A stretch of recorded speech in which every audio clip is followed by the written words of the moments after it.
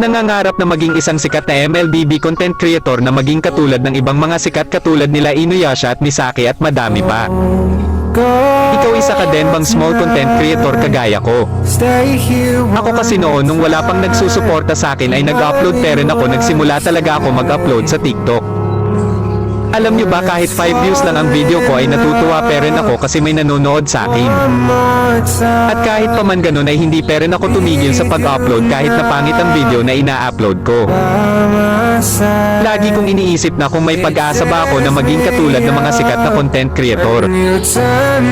Alam nyo ba na kapag may maglalib ay lagi talaga akong humihingi ng skin sa mga sikat na content creator.